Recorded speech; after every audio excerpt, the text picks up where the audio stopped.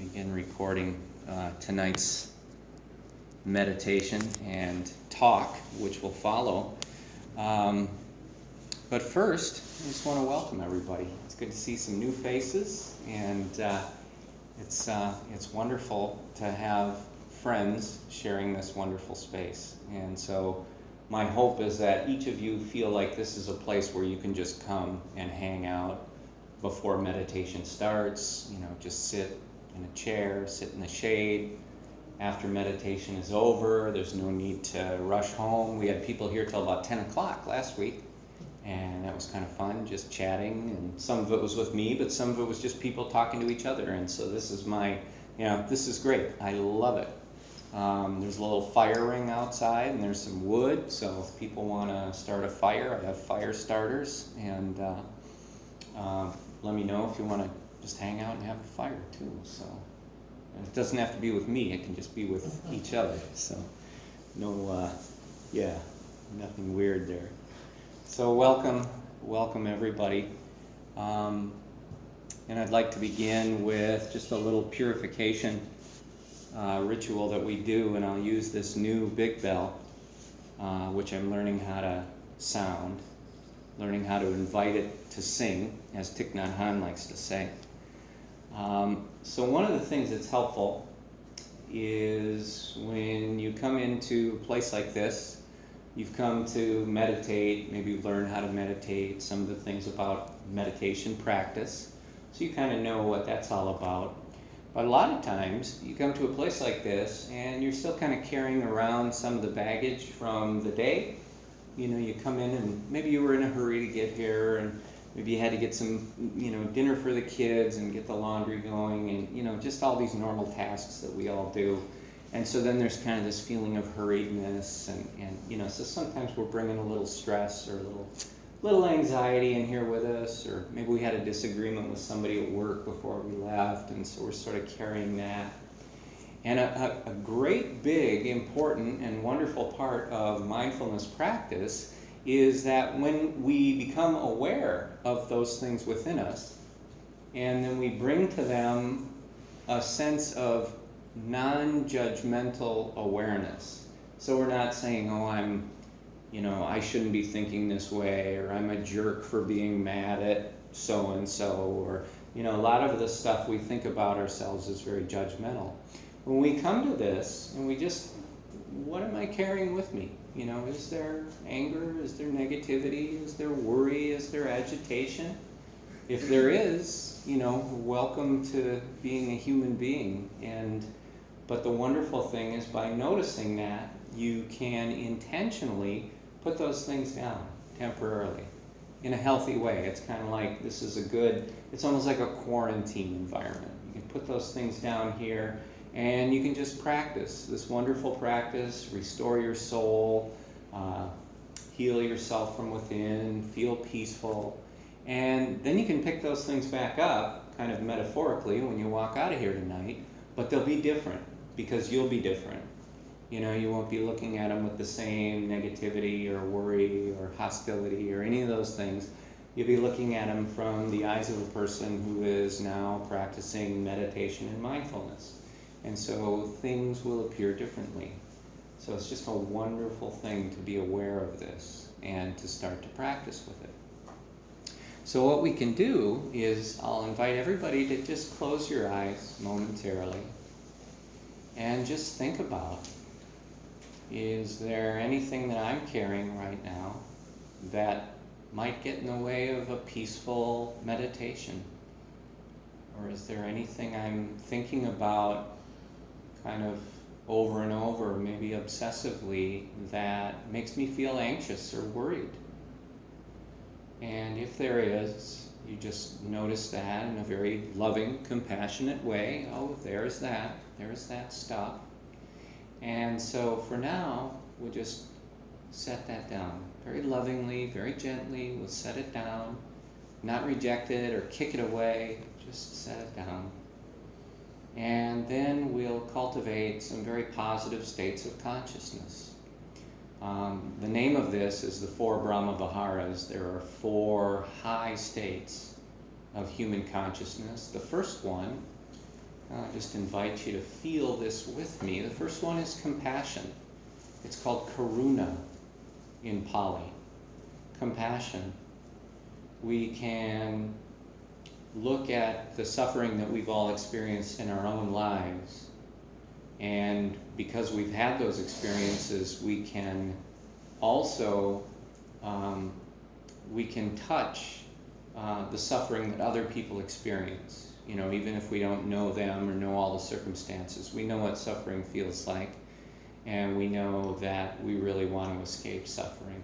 And so, opening up your heart to that feeling of compassion, you can wish for well-being for all living beings.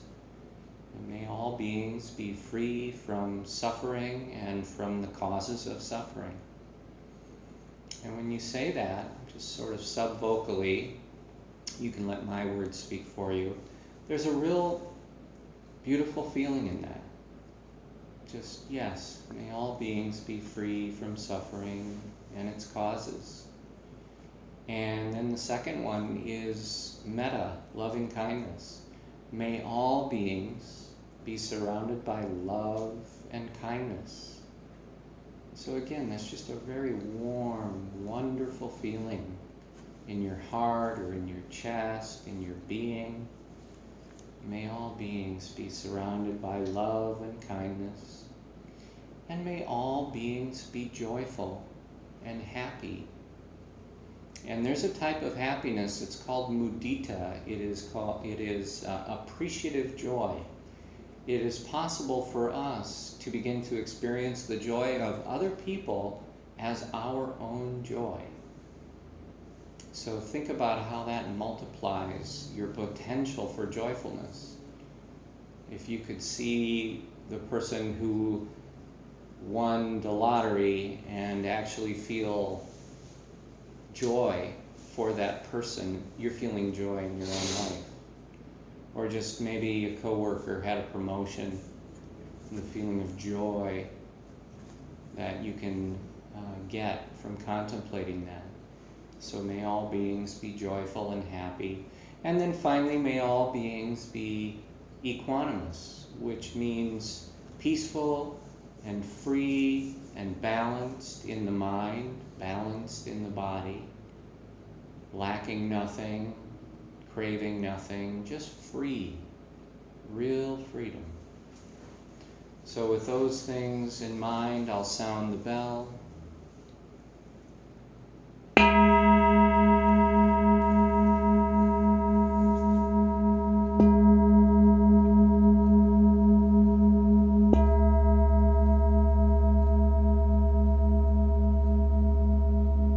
Let there be peace.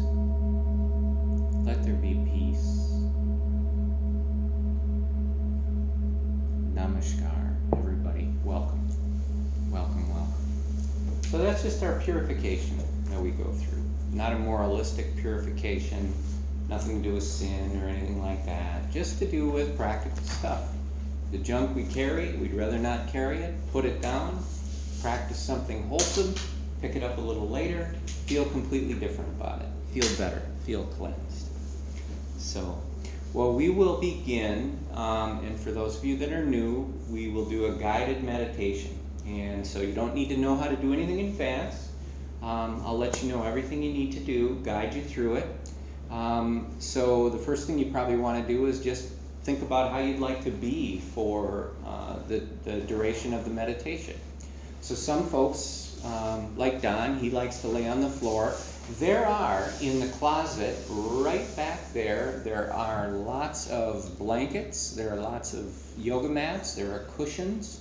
Feel free to use any of those things to help make your body more comfortable. But otherwise, yeah, just spread out on the floor anywhere you want to. And if you feel like you want even more space and privacy, you're welcome to even lay in the community room there on that floor as well. If you are going to sit in a chair, yeah, again, just look for comfort. The way you've got your legs is good, maybe. I'll try a couple different things. Yeah, if it feels right. I'll try the floor. The other thing is if you do it for a few minutes and it starts to feel uncomfortable, well then feel free to change. That's okay too. You don't have to stay motionless in one posture for the whole time. Yeah, that's a great way to do it too. I've seen people do that, and for some folks, very comfortable. But again, cushions, mats, blankets, all kinds of stuff in there. Hopefully the temperature of the room will be about right as we go forward. So as you get comfortable in your posture, a few things that we do typically is we close our eyes when we meditate. Sometimes folks feel uncomfortable with their eyes closed when they meditate, and if that's the case, then that's fine. You can sure have them open. But the reason we close our eyes during meditation typically is just to eliminate the visual distractions. Because if your eyes are open, you're going to look around and see stuff and probably start thinking about it, and in a minute or two the mind is just kind of wandering around. So if you close your eyes, it eliminates a lot of that distraction. And for the same reason, we try to meditate in a relatively quiet spot.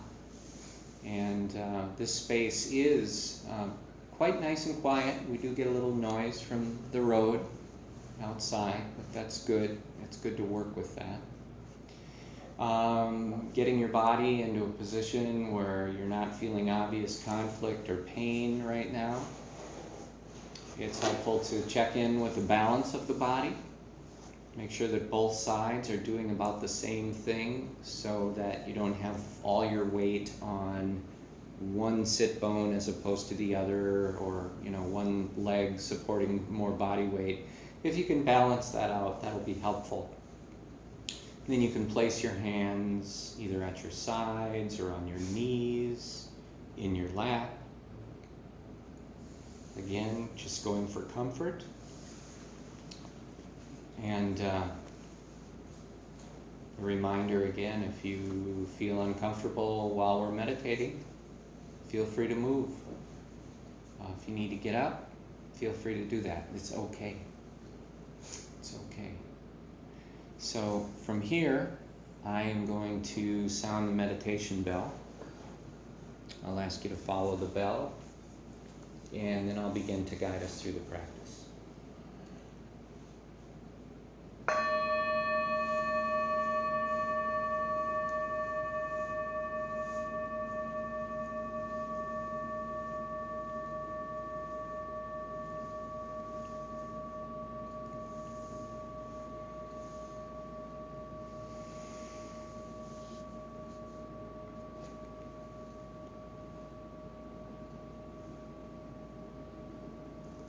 Follow the sound of the bell into silence.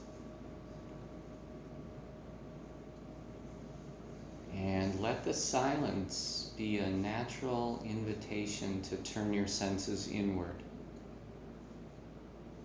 So we can let go of one of the natural habits of the mind, which is to be projected outward, to be curious about what's going on around us.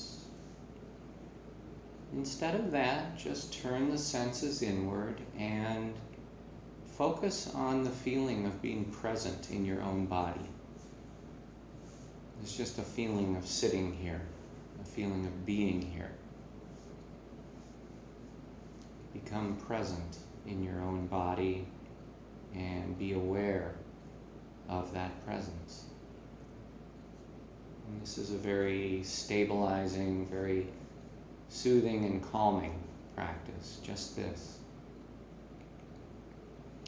But now with the awareness focused inward and the sense of presence established, let's bring our awareness up to the top of the head and to the area of the scalp. And just focus your awareness there exclusively for a moment. And open up the awareness to any physical sensations that are present in the scalp. So anything natural, anything you feel. It might be a temperature sensation. It might feel warm to you in the room, or maybe it feels cool. It's possible there'd be a sensation of air movement through the ventilation system. You might detect that air movement on the skin of your scalp or in your hair follicles. And sometimes there are sensations on the surface of the skin, things like tickles or itches, pulsations. So you're just opening up to whatever is there. The experience of this present moment in your scalp. And you notice that sensations arise and pass away,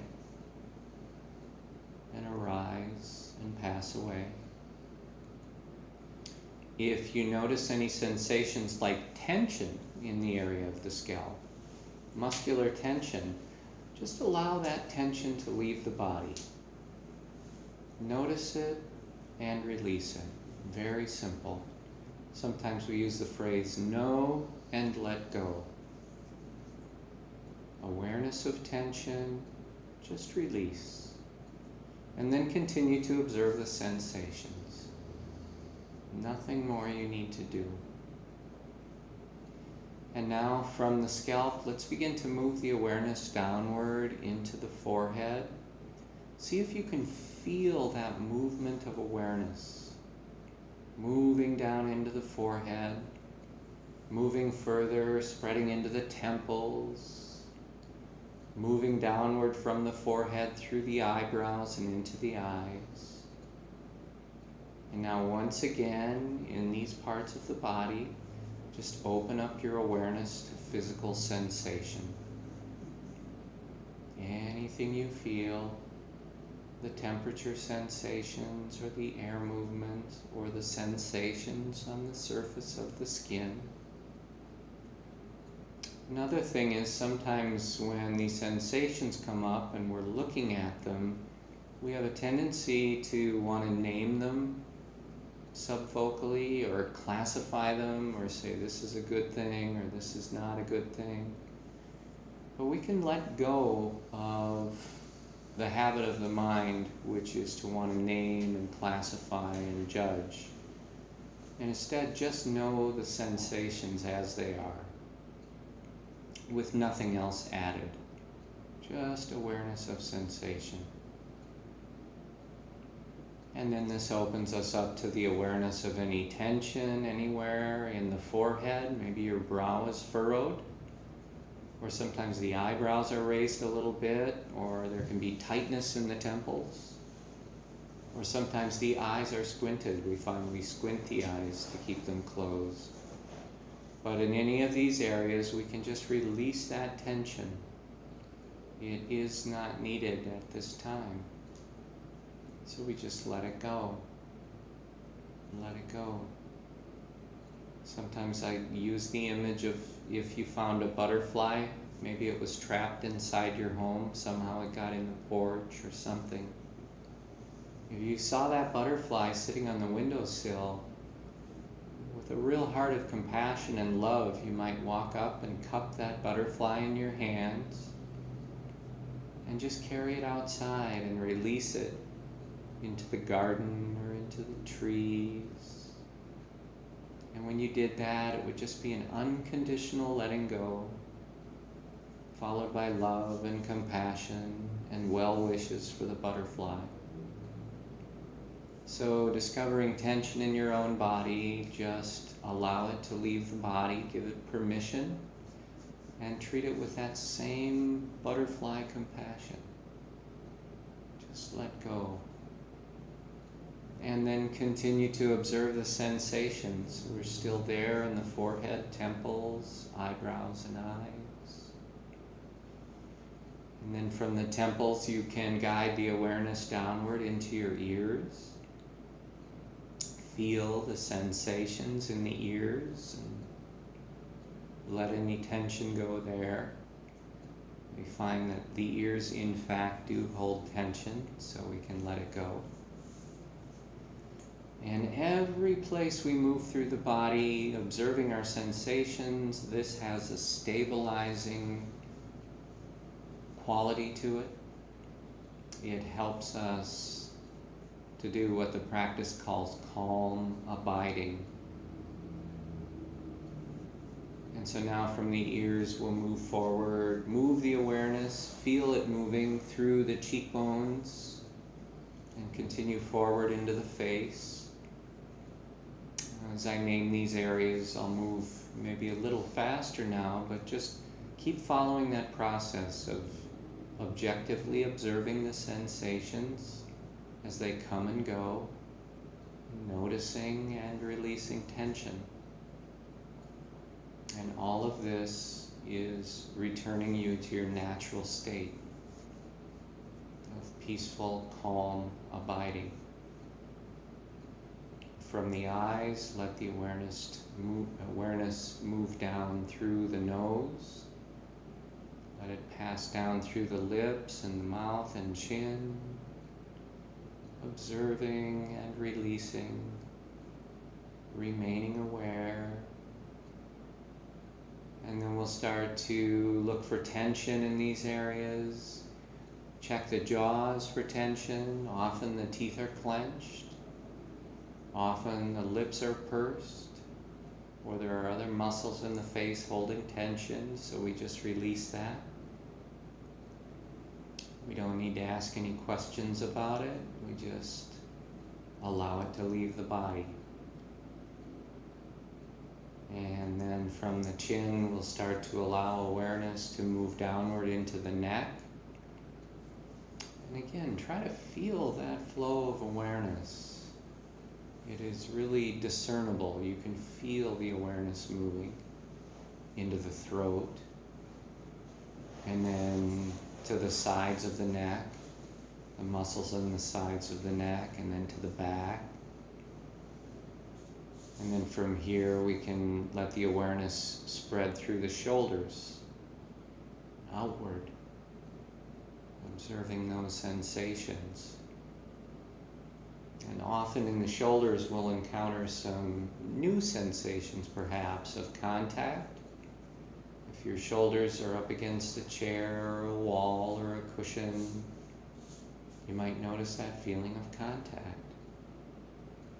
Or you may notice the feeling of contact between your skin and your clothing. So just be aware of these very subtle sensations. Let the tension go. Let the shoulders drop. From here we can move the awareness downward through the upper arms. Stay very focused here in the upper arms. We'll start by observing the biceps or the front part, all the way up from the underarms down to the elbow joint. Just observing the sensations, letting the tension go. Moving to the inside part of the upper arm now. Then rotating to the back, to the triceps. Noticing, objectively, releasing unconditionally. Moving to the outside part of the upper arms now. Same process. And then we move down into the elbow joints. And as you move the awareness through the body part by part, you may begin to notice a real peacefulness and stability, a feeling of safety and security. And sometimes there's a real feeling of joyfulness just from this mindfulness of the body. Move the awareness from the elbow joints down through the forearms. Feel it traveling down through the forearms into the wrists, through the wrists into the hands. Once in the hands, observe the different parts, the heels of the hands, and then the palms, and the tops of the hands and thumbs and fingers, observing, not judging, releasing. Move your awareness down to the tips of your fingers now and bring it to focus in the fingernails. And just spend a moment there, just looking. What are the sensations in the fingernails? And sometimes there's a little bit of a vibration there, a little bit of a pulsation. Sometimes it's so subtle. Just be aware. And now from the fingernails, we are going to move, we'll maintain a continuity of awareness as we move the awareness up to the top of the chest. And we'll start spreading across the collarbones, and then let the awareness begin to move downward through the chest, through the muscles and tissue of the chest, downward, all the way to the base of the sternum, and then feel it moving outward, flowing through the rib cage, observing and releasing. And then from here we move to the underarms and feel as the awareness moves through the underarms, down through the sides of the body, all the way to the waist. And then from the waist, bring the awareness forward into the belly. Notice the sensations in the belly as it rises and falls with the breath. There's a feeling of expansion and contraction, feeling of filling and emptying. Just notice that sensation of the movement of the breath. And if there's any tension in the belly, let that go. Let your belly hang out. Let it be free. Let the tension go.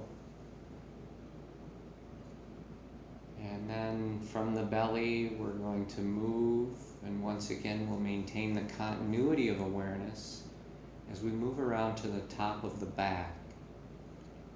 We can start at the base of the neck and just begin to guide the awareness downward through the shoulder blades and through the upper third of the back, noticing the sensations and letting the tension go. And then moving downward further through the middle third of the back. And sometimes as we move through the back, for many of us there are sensations that are maybe a bit difficult. It can be a feeling of discomfort or fatigue. And when we encounter these difficult sensations, a lot of times there is sort of a momentary coagulation of the movement of awareness. It kind of wants to thicken and stick there near these unpleasant sensations. But what you can do right now, knowing that you have this tremendous spaciousness and stability both in your body and in your awareness, open up your awareness and allow as much space as is needed for the sensations in your back just to be as they are. You find there's no need to push against the sensations you don't like with resistance. There's no need to push against them with aversion or creating disliking. Because if the sensations are going to be there either way, just as they are, recognize that, make peace with them, and allow them to be. And then allow your awareness to flow downward through the lower third of the back. Let go of the tension and just continue to move. With your expansive awareness, you have the ability and the capacity to handle all types of discomfort or fatigue or what might be considered unwelcome sensations. It's okay. And now from the lower back, we'll move the awareness downward and feel it moving through our sit bones, feeling the sensations of contact or bearing weight in the sit bones, moving through further through the hips, spreading through the pelvis now, observing all these sensations, letting the tension go. Moving from the pelvis now into the thighs, and we'll observe the different parts of the thighs. This is a large part of the body. Start by focusing on the top surface of the thighs, and the sensations. Release the tension, continue to observe, and then rotate around to the outside surface of the thighs, from the knee joints all the way up to the top. Just observing and releasing. And you can rotate down to the underside of the thighs. Observe. And then finally the inside part of the thighs. Again from the tops all the way down to the knees. Just observe and let go. And then guide that awareness through the knees. Feel it passing through the knee joints, moving downward into the calves, moving into the shins. Everywhere this awareness moves, there's just a knowing of sensation with objectivity and a letting go of tension. Moving through the ankles now, down into the feet. And with awareness in the feet, focus for a moment on the heels. And what are the sensations in the heels? And then move to the soles of the feet. What are the sensations there? And then move to the balls of the feet. What are the sensations there? The tops of the feet. Moving downward into the toes. And then finally moving into the toenails. And just as we did with the fingernails, just take a moment to observe the toenails. What are the sensations? Tingling, pulsation, very subtle sensations. Let the tension go. And now from the feet, we'll bring the awareness one more time up to the top of the head, up to the scalp. But this time, you can begin to move your awareness at your own pace. Just self-directed here, back down through the body. You can move more quickly if you'd like, or continue to move slowly. But do try to move through each part in about the same order that we move through together, just so nothing's left out. You find that you can just move through, touch base with those sensations again. Notice tension wherever it is and release it. Something interesting happens as we move through the body again. We will notice sensations of tension in different parts of the body, and we'll notice that we had just released that a couple of minutes ago.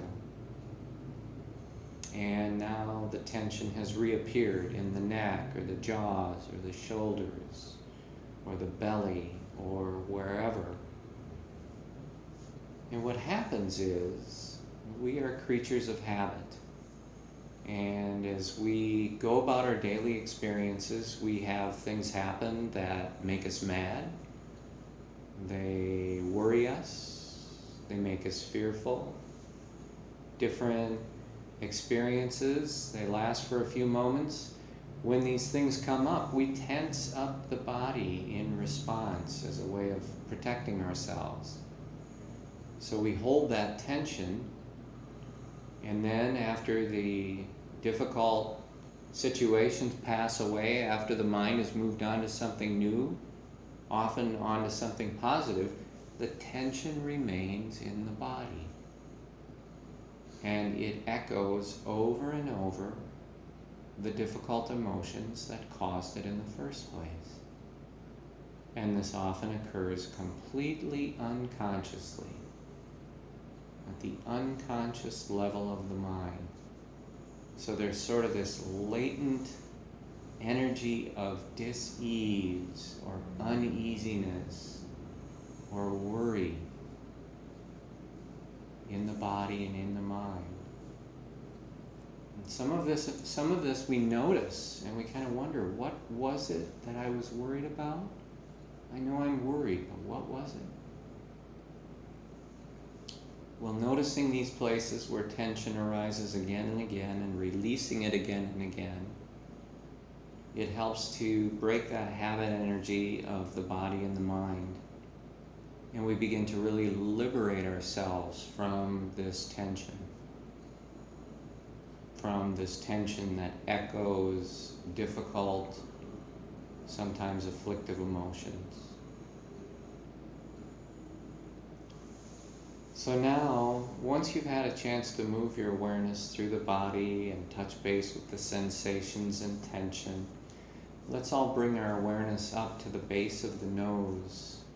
And we'll spend just a few minutes with anapanasati, which is breathing meditation, awareness of respiration. So we'll begin by focusing awareness on the little patch of skin beneath the nostrils and above the upper lip. And then we can expand that awareness a little bit further into the rings of the nostrils. And then we can expand that awareness just a little bit further into the nasal passages. So with awareness in this triangular area of the nose, focus all of your attention on the movement of the breath. So much so that as you breathe in, you know that you're breathing in. And as you're breathing out, you know that you're breathing out. So there's just this awareness. Breathing in, I know I'm breathing in. Breathing out, I know I'm breathing out. And as you observe, try to stay present for the full duration of the breath. The in-breath begins, it slows, it pauses, and then it reverses direction, it becomes the out-breath. Then the out-breath begins, it slows, it pauses, reverses direction, and becomes the in-breath. So we stay with it for its full duration. And as you do that, notice within the triangular area of the nose, anywhere in this area, notice the feeling of touch as the breath moves through. There is a feeling of touch. Be aware of this feeling of touch. And as you continue to breathe in and out, you can open up to the more subtle sensations within that touch. As you breathe in, you might notice that the air is cooler. And as you breathe out, you might notice that the air is warmer. As you breathe in, you might notice that the air is drier. And as you breathe out, you might notice that the air is more moist. So you are focusing the mind completely on every detail of the breath. The movement of the breath, the touch of the breath, and the sensations of the breath. And as you focus on the breath, once in a while you'll notice that awareness is drawn away from the breath by sounds. Might hear a sound in the building or a sound outside. Awareness goes to that sound. And if you notice that happening, it is an opportunity, a very wonderful opportunity, to simply return your awareness to the triangular area of the nose and just reestablish awareness of the breath. Just focus on the movement of the breath and the touch and the sensations. There's no need to really do anything with the sound. Just move to the breath. And then we'll notice sometimes we get distracted by sensations in the body. You might feel a little ache or a pain, tickle or an itch, and that pulls awareness away from the breath. In that moment of noticing, this is a wonderful moment. Just return your awareness to the breath. And if it happens again, just return your awareness to the breath. Over and over. And sometimes the mind will distract itself with images or thoughts or memories. When you notice that, and it will happen, just guide the awareness back to the breath. Each moment of noticing distraction is a moment of awakening. We return to the breath and we reestablish awareness. And in so doing, we let go of distractions over and over. And this begins to sharpen the mind in a most wonderful and liberating way. Now let's practice together like this in silence for just a few minutes. Just focus on the breath, movement, touch, sensations of breath. Any distraction comes up, as soon as you notice, just come on back to the breath. Do that over and over. Let's share the meditation together, and in a few minutes I'll sound the bell to end this practice.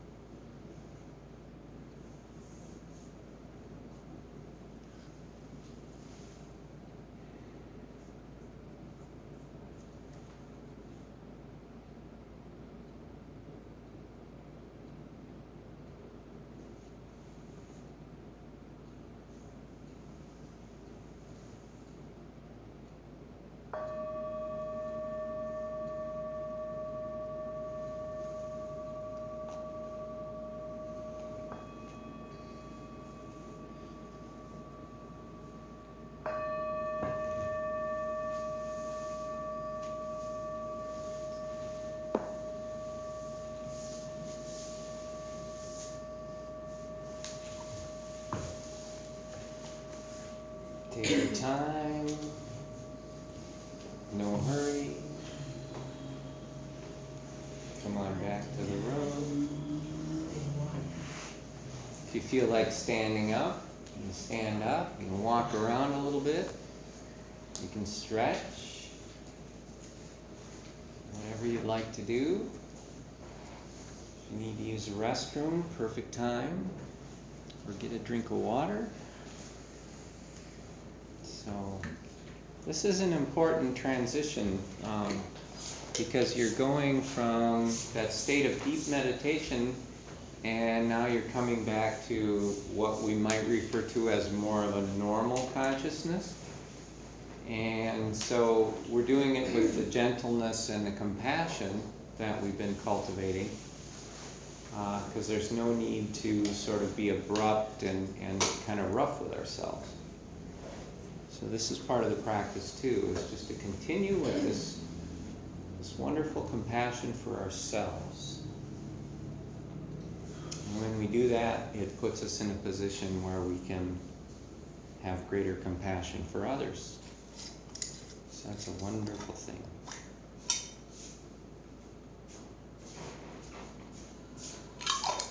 Well, Cheryl, since you're standing, since you're standing, I can hand you these. Pass them out. Wonderful. Thank you. Thank you, thank you, thank you.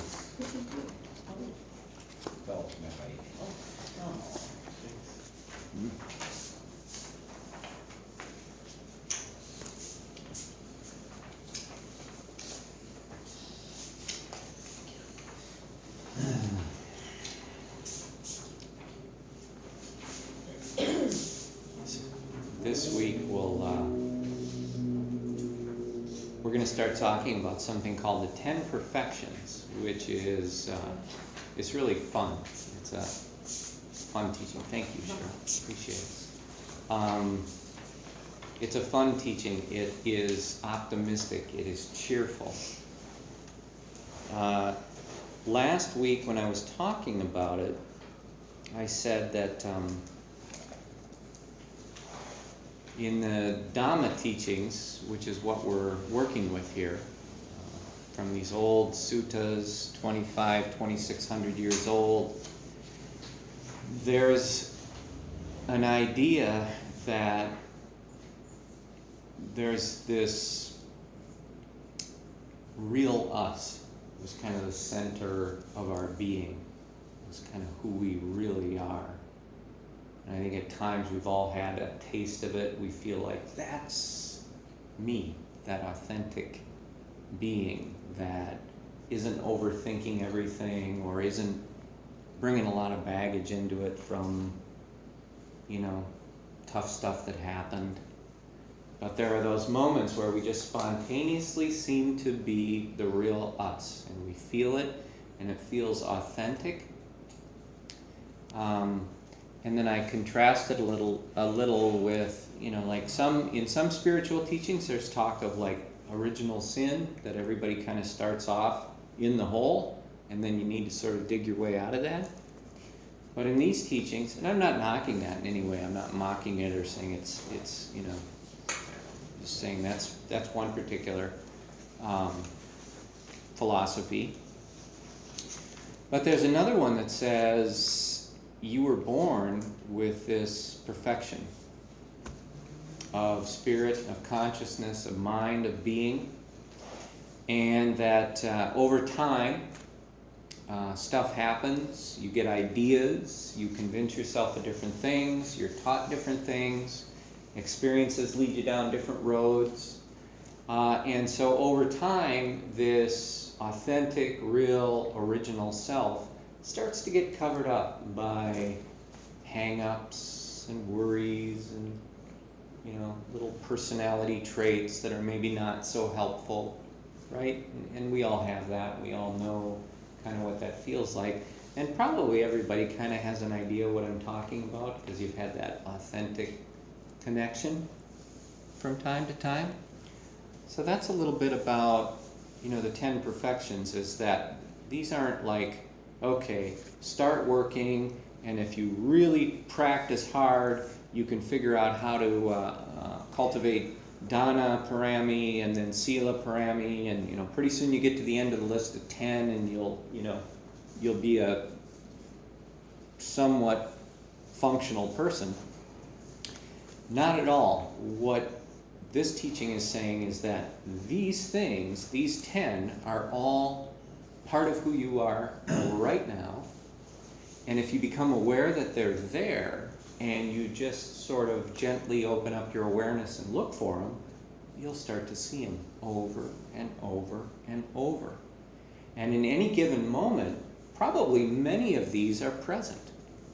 So this is sort of what we're doing, is sort of letting go of the junk that we normally overlay on this stuff that covers it up. And instead, we're experiencing what's been there all along. And then we can do something further, which is to cultivate this stuff. It's like, okay, there it is. But sort of like maybe a desirable plant that's been in your garden, maybe it gets covered up with some dead leaves and some grass and things like that. And so it's there, but then you're sort of uncovering it, and it's like, okay, let me feed this, let me get some water, let me make sure the sun is on it. So that's how we it's sort of the mindset that we go into these 10 perfections. So it's not a big list of just impossible things that you need to try and do and then feel bad about because you can't do it. These things you're already doing. This is who you are. You'll just start to discover. And each time you do, you'll be tickled by it. You'll just be tickled by this love. You'll be tickled by this, oh wow, there it is. There's my realized self. There's who I really am. Here's a little poem to kind of transition. This is by Robert Danberg. Tell me a story about when I was a baby. Well, when you were a baby learning to fly, you couldn't control your lightness. We never had a moment's peace. We kept the windows closed all summer, but you were happy, and everyone said, enjoy this. He'll forget how by the time he's old enough to walk. And they were right. By the time you were old enough to walk, it was all a story we told. When you were a baby and learning to fly, and you flew back and forth between your mother and I. And I think that's just a neat poem because it's got a hint of the mysteriousness in it. But it's talking about this innate perfection in a baby that all babies know how to fly. And it's kind of society's job to make them forget and to learn how to be something else, to learn to prefer to walk instead of fly. So when I think about that, I think about, who are we really? Who are we really? So again, these 10 perfections are who we are really. And so we'll start talking about these tonight, and we'll probably talk about them next week as well. We will talk about them next week as well, because we won't get through them all. But these are just neat things, and so I want to talk about them. And for those of you that are new, we kind of have an ongoing open forum. So if there's questions, ask questions. If you have, if you want something clarified, ask. If you have something you want to share that seems pertinent or germane, then great. So it's feel free. This is us. This is us. I'll tell you something. I was thinking about this today. There's like graduation parties going on right now, and you see different family gatherings. And honestly, to me, this feels like a family gathering. I mean, it feels like there's a bunch of us. Now in the teachings, this is called a sangha. S-A-N-G-H-A, and it means a group of people, group of like-minded people that gather together to do Dhamma practice and to learn the Dhamma and to become stronger in it. And in that, anyone who comes and does that is a member of the Sangha. And so that's like a family type relationship. So here we are. And within that family type relationship, there's just unconditional acceptance.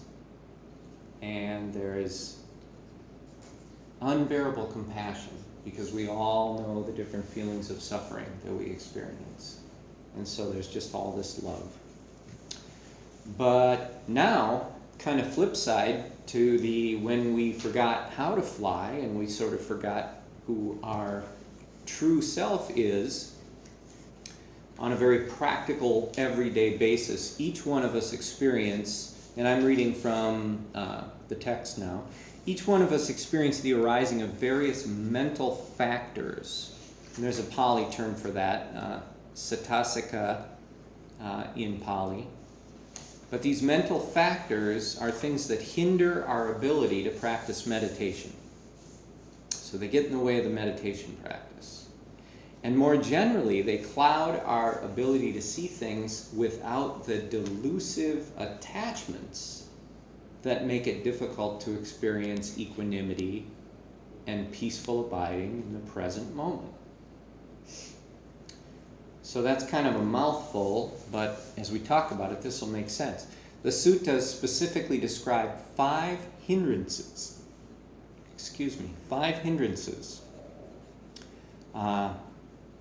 Pancha nivaranani in Pali, that arise with great frequencies. And so these are kind of the 5 big categories.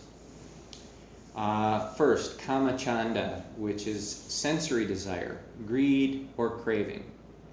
Now, think about this in the context of meditation practice. If you're sitting meditating, and pardon me, there are the little lamps that are around. Feel free to click them on if you want light. If you don't want light, that's cool. You can leave them as they are. But if you want any light, that's fine. Turn them on. So you're sitting in meditation, and something comes up called kamachanda, sensory desire, which might be something like, oh, my body's getting a little stiff, I'd like to move. Well, that's a sensory desire. It's like, yeah, there's some discomfort in my body, I'd like to reposition. Or sometimes you'll be sitting in meditation and a sensory desire will come up, you think, I'm hungry. I want to get something to eat when I get out of here. Sometimes it can come up in the form of greed, like we'll think, I need to be able to do all of these meditation practices and get quite good at them. Almost like a spiritual materialism can show up. Otherwise, it can just be things like craving. I wish this was happening. I wish that was happening. But when the sensory desire comes up, now this is not a moralistic, this is not you are bad for thinking this way. This is just stuff that comes up in everybody's consciousness during meditation, and it gets in the way. The second one, vyapada, is ill will, or sometimes aversion, could be hatred in extreme cases, or hostility. Sometimes this comes up. If you're feeling ill will, it is pretty tough to let go of tension in the body and to calm yourself. Or if there's aversion, just sort of a disliking for someone or something. Or sometimes, real hatred. I mean, we all experience hatred. We're human beings. We experience that. Or hostility. This gets in the way. Not only in meditation practice, but in general, in our trying to live according to the teachings that go along with the mindfulness and meditation, this stuff gets in the way of our own happiness. It covers up who we really are. So you could think of each of these as almost like layers of dust being successively accumulated on this light, which is your true self. And so these layers of dust get on there, and after a while that true light that light of your true self is just a little bit obscured and kind of dim and dark, and maybe you can't even see it anymore. And so thinking about it this way, these are just, they're hindrances. That's why they call them the 5 hindrances. The third one, tinamita, is physical sloth and mental torpor. one of the things I joke about with people, and it's just about universal, is that most people agree that in theory, meditation is like the easiest thing in the world to do, because all you're doing is sitting down with your eyes closed and breathing. So it's like, what's not to like about that? But how often do we say, I'm too tired to meditate? Or I'm just not, I can't, I don't have the mental intensity to meditate. Well, that's what this one is, physical sloth and mental torpor. And it's ironic because you're saying, I don't have the physical strength to sit down and rest, or I don't have the physical strength to lay down and meditate. But this can get in the way too, or of practicing in general. And then the Udaka Kucha, that one's a tough one, worry, restlessness. If you're worried about someone, a lot of times it seems like there's always some person in your circle, some family member, some loved one, some partner, someone that you're worried about. You're worried about their health or their well-being, or if they're going to get in trouble, or if they're going to, really, have an overdose and die, or you worry about this stuff. You worry about people. You love them. We worry. It can create restlessness. We can worry about money. We can worry about all sorts of things, and this can really get in the way. And then there's a big one, this vicaya, which is doubt. If you're doing the practice and you think, this isn't going to work for me, or I don't think I'm really cut out to meditate, the doubt kind of just ruins it for you. It takes it away. It takes the wind out of your sails. So being aware of these 5 hindrances is helpful. One of the things I wrote here is on top of page 2,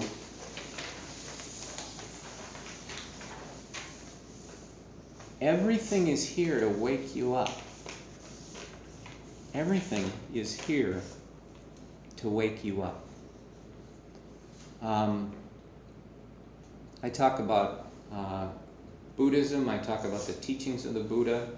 I talk about it in the historical sense, not like in a religious sect kind of a sense. There are plenty of people who attend this class who are devout Christians who recognize that what we're teaching here is not a religious thing, but it is common sense. So when I talk about this, this is not a sectarian thing. It's not a way of trying to brainwash you into a different religion. But what we believe is that we have this capacity to wake up to enlightenment, each and every one of us. Everything is here to wake you up. Think of things from this perspective. Something makes you angry, that's all you need to wake up. Something makes you worry, that's all you need to wake up. Dukkha is a Pali word that means dis-ease, agitation, worry, suffering. Dukkha is like an alarm clock. When the alarm sounds, you can wake up or not. And when the alarm sounds, for most of us, it's unpleasant, right? The alarm goes off and it's like, ooh, you cringe. It's just, oh, I'm sleeping so nicely, the alarm goes off, I hate it. Well, dukkha is like an alarm clock. Dukkha is unpleasant. Dukkha is suffering in some form. So it's like an alarm clock. When the alarm sounds, you can either wake up or not. It's your choice. If you decide not to wake up, then your life will pretty much continue on the way it always has, without any major change. But if you choose to become a Buddha, an awakened being, that's what that word means. It's a title, it's not a name. The word Buddha means someone who has woken up. So if you choose to become a Buddha, everything and every experience has within it the spark of nibbana, or liberation. So everything is here to wake you up if you pay attention to it and if you use it to practice. So dispelling the 5 hindrances and revealing your innate perfection. So parami, frequently paramita in different texts, is a Pali word that means perfection or completeness. So it's not a perfection as in, you have to be perfect, but it's more of a, now everything's complete. Everything's complete. Perfect. Just like this. Nothing else needed. Your innate perfection is actualized through awareness and cultivation of the 10 paramis. The paramis are qualities that each of us already possess. So the practice is to recognize them and to cultivate them into prominence. And in so doing, we dispel the dukkha, that suffering caused by the hindrances, the 5 hindrances. And the whole thing is like starting a garden. We plant the seeds we want to see grow in our garden, and we carefully cultivate them. We feed and water them, and we make sure they get enough sunlight. And when the weeds crop up in our garden, we pull them up. So the Buddha said, historical Buddha, Siddhartha Gautama, he said, whenever thinking imbued with sensuality or ill will or harmfulness or any of the 5 hindrances had arisen, I simply abandoned it, destroyed it, dispelled it, wiped it out of existence. Or you could think of it in terms of the weeds, and you could just think of it in terms of, so I plucked it up and threw it away. So when these 5 hindrances arise, notice those. Pull them out of your garden. Do a little weeding. Pull them out. Cultivate the 10 paramis daily, just like a seedling in a garden. The paramis need daily attention. The seedling won't germinate if it's watered only once. The seedling won't grow if it sees the sun for just an hour a week. Probably everybody here has planted some seeds and kind of waited to see what happens. And we know that you need to be attentive. Let me give you enough water. Soil's starting to get dry. Let me give you enough water. Make sure the sun is shining. Make sure I don't put the garden in the shade where these won't get warm enough to germinate. So you can think of it like that. They need ongoing attention.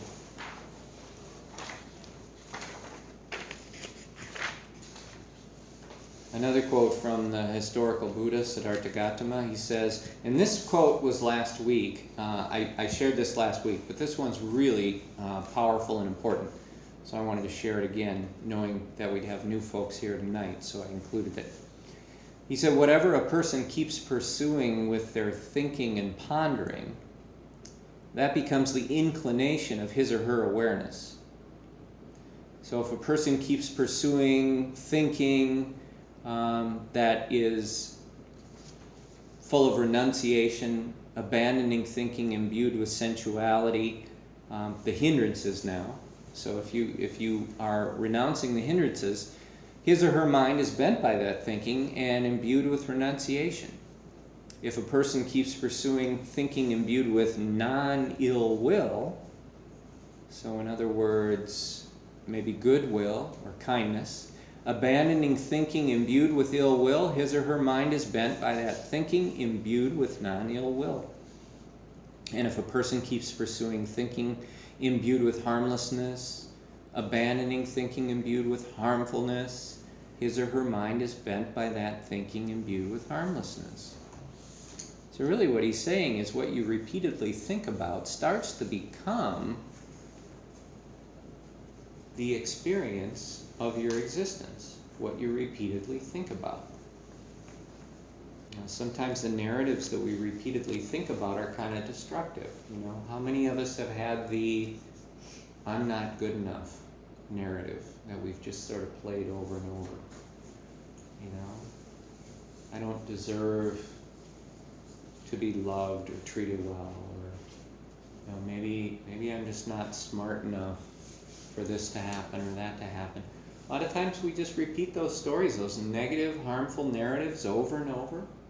They're not true, but we repeat them often enough that they're just there. We're steeped in them, and so they become kind of the contents of our consciousness. So it's important to think about that, be willing to renounce that, be willing to let that go and replace it with something else. Because one of the things we do is we also water the seeds of negativity in the garden. The more we feed and cultivate them, the more they proliferate. Weeds in the garden are of the nature to proliferate when ignored, and the same is true of the hindrances. And then looking at it from a different perspective, looking at it, okay, I'll talk about me now, looking at it from a purely selfish perspective. Why might you want to do this? Why might you want to practice this way? I want to get rid of greed, ill will, and delusion in my own life because I feel lousy when it's present. I feel lousy when it's there. I've felt plenty of anger in my life.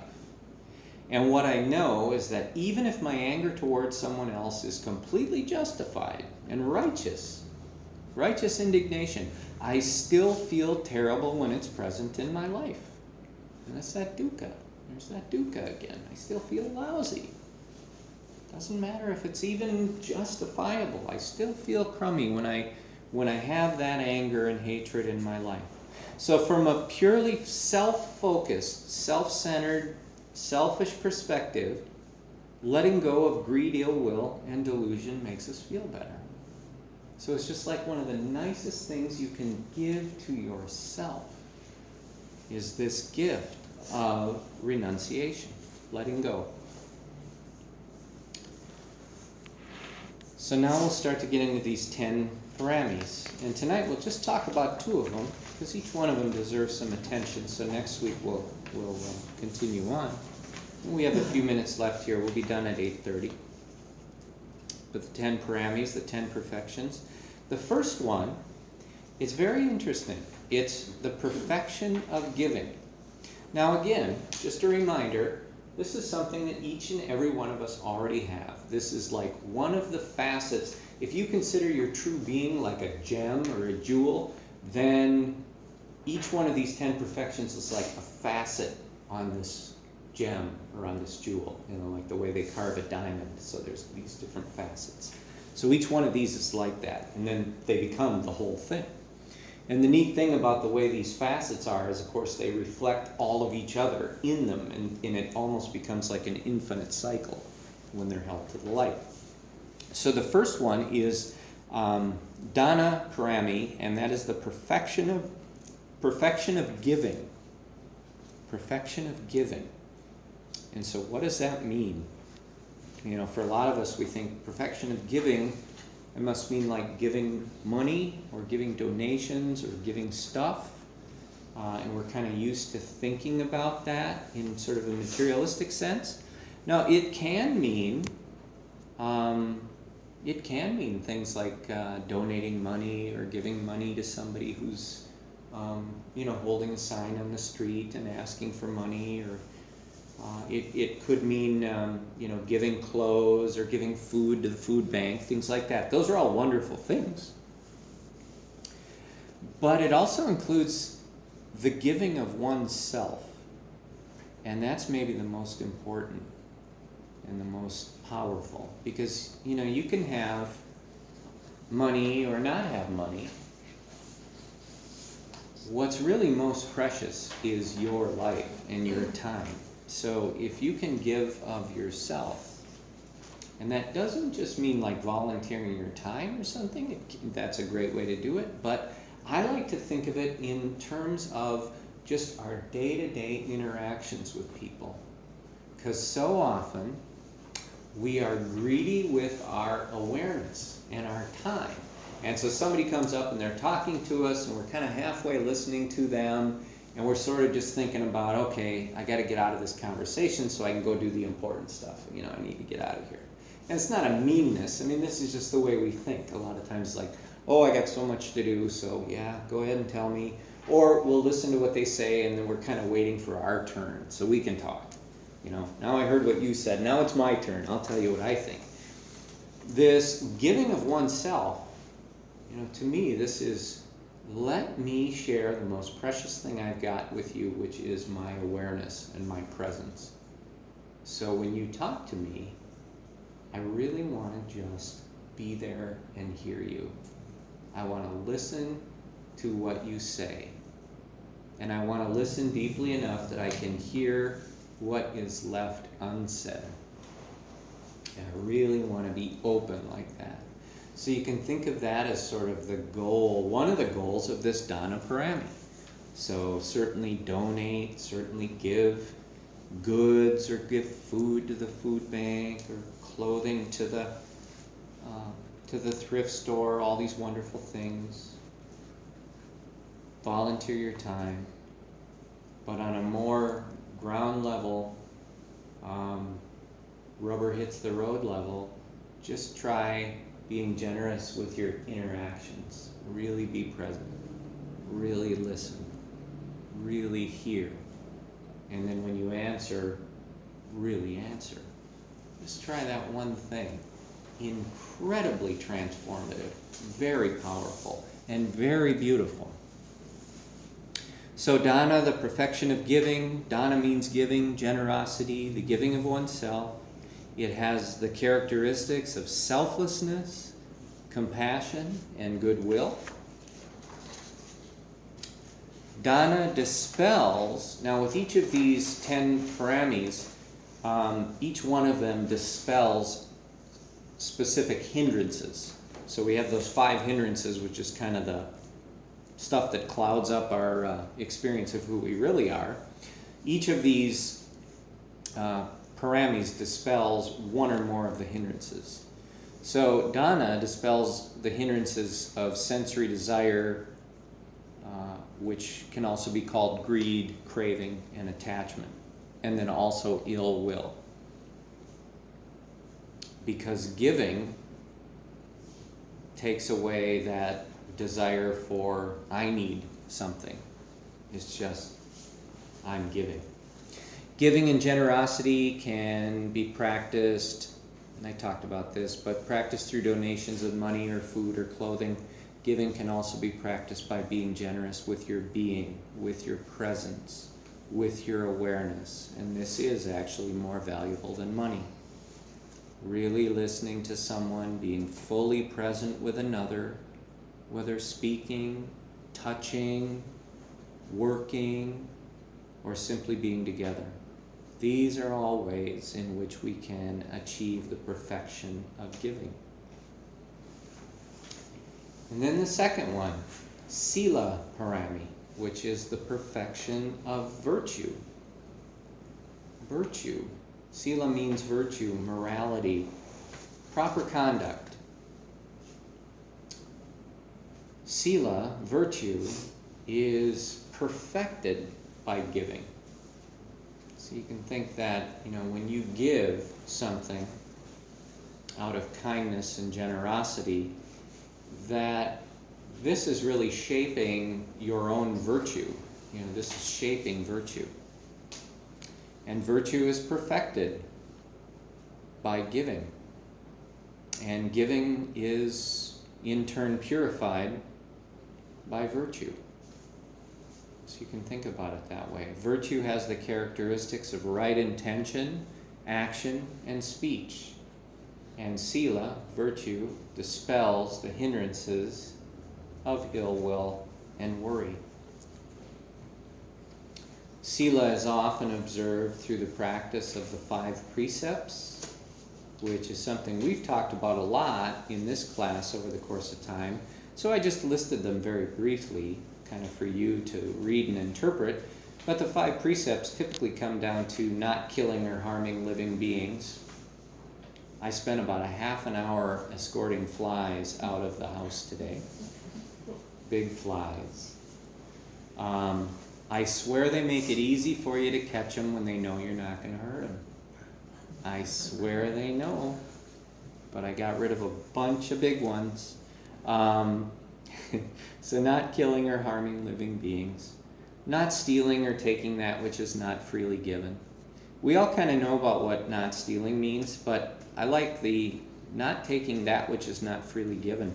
You know, sometimes we kind of push people for a little more than they want to give. You know, we try and kind of convince them or coerce them. So I like to think about that one a lot and really, you know, not push someone beyond what they're comfortable offering. Not lying or using harsh speech, divisive speech, or hurtful speech. There are many ways to communicate without lying or being harsh or divisive or hurtful. Not misusing sexuality. That's a pretty basic, pretty simple one, but that's one of the 5 precepts, because the potential for harm to other people is quite high in misusing sexuality. So that's important, and it's called out by itself. Not abusing intoxicants or other substances that dull the senses and impede the ability to maintain mindfulness. And what I mean by that is, in the old days, every night I'd come home from work, and work sucked. And I felt lousy and grumpy, and so I would have some beers. And pretty soon I'd forget about all of that, and the next morning I'd wake up and start over again, and everything was right where it was, and I'd be grumpy and everything by the end of the next night again. Sometimes when we have intoxicants and we misuse them as a way of covering up the stuff that we should in fact be working on, it sets us back. So that's what this means. It's kind of using it as a substitute for actually doing something constructive. So it doesn't mean you can't have a glass of wine, or you can't go to Fun Fest and have 5 beers, or whatever. It's just on an ongoing basis. If you're using intoxicants to more or less anesthetize yourself against dukkha, then you're not giving yourself an opportunity to work with it. So these are the first 2 perfections, and we're at 8:30 right now, so I'm going to end it here. And I'll say a couple of things. One, if anybody wants to stick around and talk and ask questions, I will hang out here as long as you want to. And I also encourage you to hang around and just chat with each other if you want to. You can sit outside. There's chairs out there in the front, in the back. There's no need to rush off. Feel free to sit around and talk. Before we go, I'll just guide everybody out of here with one more round through the 4 Brahma-viharas. So just before you step out, let's close our eyes one more time. This is a beautiful practice, and you'll really start to notice that this makes a difference in your life as we do it over and over. So before you go, may all beings, you just feel this as I say it, but try and feel it in your heart. May all beings be free from suffering and from the causes of suffering. Doesn't matter who they are, just throw it out there as a blanket. Everybody, may you all be free from suffering and its causes, and may all beings be surrounded by love and kindness. May all beings be happy and joyful, and may all beings be equanimous, free, peaceful, missing nothing, craving nothing. And may you all here tonight, may you all know real peace. May you all know real happiness.